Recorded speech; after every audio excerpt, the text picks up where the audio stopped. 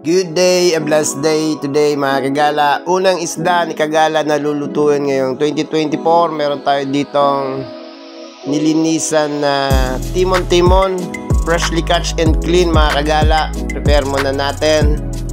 Text natin yung mga gagamitin natin mga sangkap. Sana masundan nyo mga kagala. Una to, bago kay kagala. Unang luto ko nito mga kagala. Trinay natin, try and error tayo. Pero maganda yung kanalabasan nito. Sana masundan nyo. Kasalang na yung ating kawali. Nilagyan ko na ng mantika. Lutuin muna natin mga kagala yung ating at sweaty seeds mga kagala.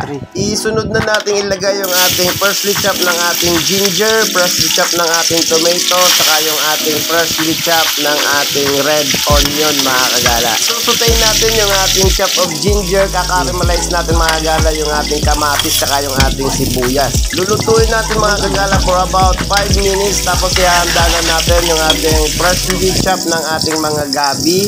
Nakaramelize na natin mga kagala, susunod na natin, ilalagay na natin. Ito yung pinaka-underliner natin bago natin ilalagay yung ating timon-timong isda mga kagala. Ilalagay, isasama natin mga kagala yung pinagugatan ng ating gabi para ito ang magsisilbing magpapalambot ng ating isda at saka lahat ng ating sangkap mga kagala. Napaka-simple pero napaka-authentic na luto ni kagala. Ito sinusubukan natin na mag-blend tayo ng sarili nating twist sa mga linuluto natin.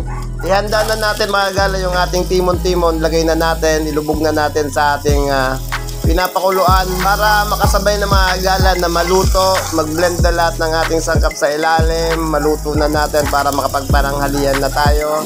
Prepare natin mga kagala yung mga kasama niya. Maglalagay tayo ng ating daon, ng ating laurel, maglalagay tayo ng ating star anise. Ito mga kagala magdadala ng karga ng lasa ng ating niluluto ngayon. Tapos i-prepare na natin mga kagala yung ating patis. Maglalagay tayo dito ng ating patis. Tapos i-prepare na natin yung ating pangpinali, yung ating iba, yung ating kamyas. Magpipiga tayo dito mga kagalang mga 3-4 na pirasong malalaki para magsilbing asim sa ating niluluto mga kagala.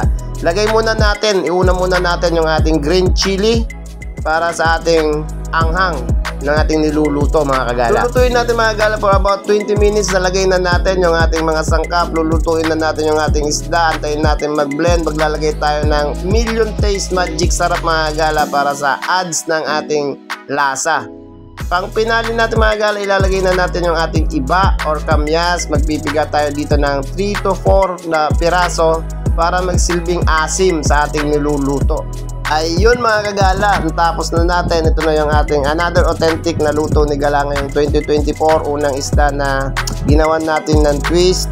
Bago to, una to sa panlasa ko. Sana masundan nyo, pilitin nyo mga kagala na sundan para ma-evaluate nyo kung masarap nga o hindi. Ako sa mga nagla-like, nag-heart and nag-share sa aking mga videos, sa long and short videos ni Gala. Salamat po sa panonood. Have a blessed day everyone and ciao for now. Ciao.